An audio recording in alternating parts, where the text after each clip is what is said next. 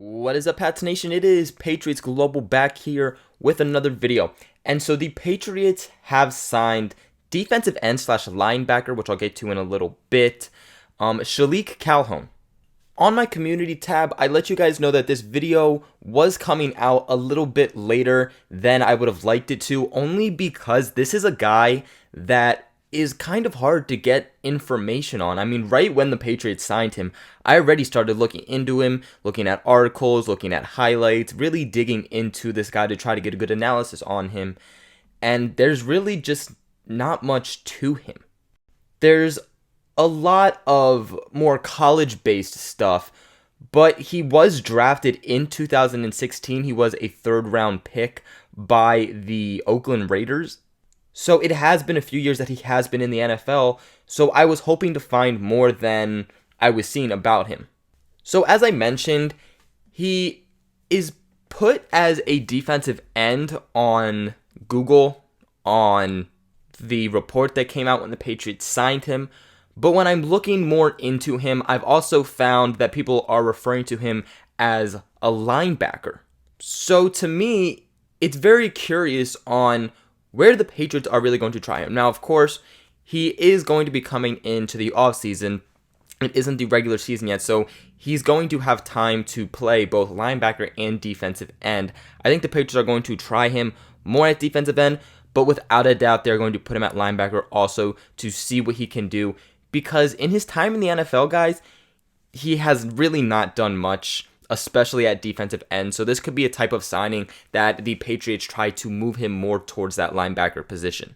I mean, you look at the linebacker depth that the Patriots currently have, and it's doable, don't get me wrong, but it's nothing special. You have Dont'a Hightower, Kyle Van Noy, Elandon Roberts, and Ja'Whaun Bentley.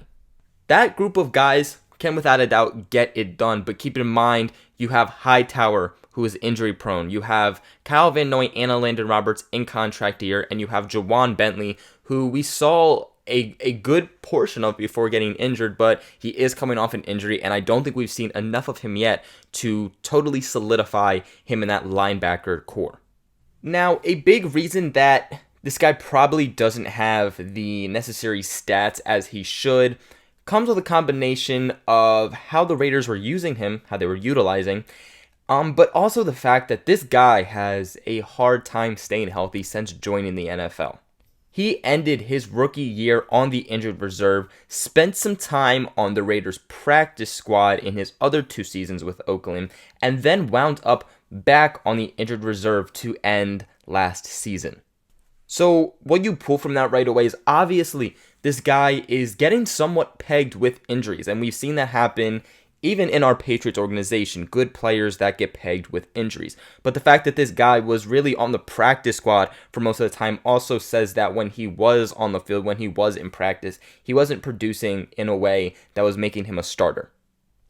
In the 26 games that he had played in his span with the Oakland Raiders before getting cut, he had a total in 26 games of 29 tackles and half a sack.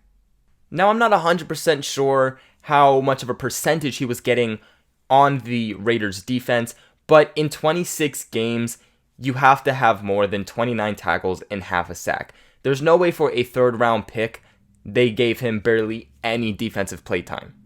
This really is the type of signing to not know exactly where it's going to go.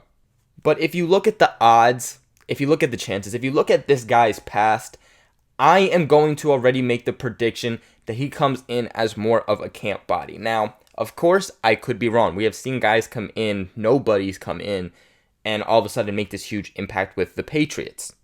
But in the few seasons that he has actually been in the NFL, for a third-round pick to put up those kind of stats, he might just be that kind of player who did good in college, but was not able to translate that into the NFL.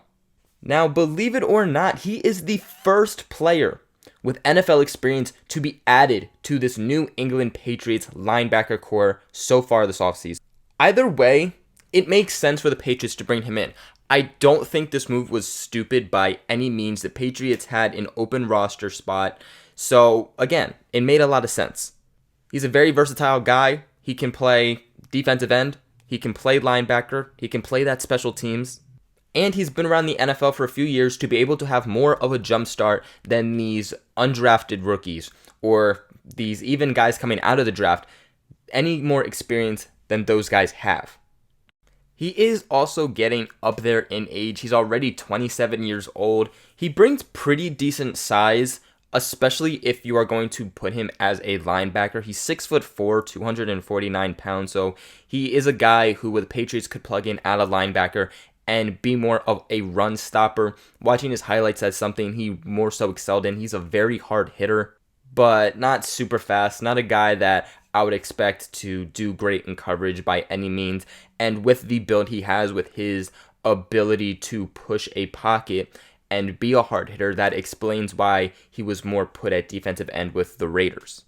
So my future outlook on this guy, to sum this all up, is that he's going to come into offseason, into OTAs, into mini camp, and maybe if he even makes it to training camp, he'll be that depth sort of guy. The guy that the Patriots will try to define and just pull his abilities out that he was able to have in college to make him at least a third-round pick. There's no doubt in my mind that they will try him at defensive end and linebacker to see where he excels, to see if there's anything that they feel that they could work on and where he is placed best. But his ability to play both defensive end and linebacker also makes him that type of defensive end, if they wish to put him there, to be able to drop back into coverage when needed. From what it sounds like, this is a one-year deal, but we do not know what it is worth yet. By any means, I do not think that he's getting a high value. I don't expect it to even be $1 million. If it is $1 million, then that's as high as it will go. He's not a guy that obviously has a market. He doesn't have the stats to be able to have much of a market. So either way, this is more of a low risk.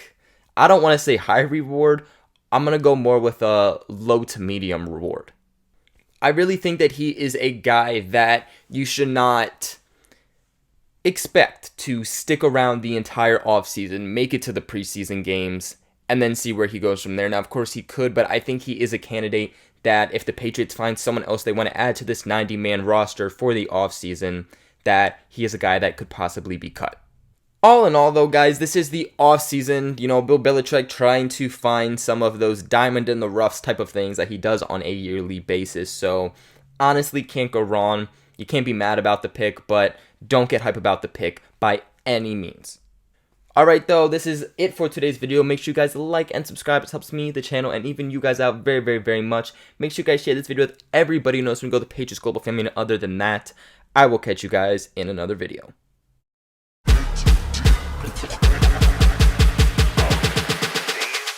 Astro World.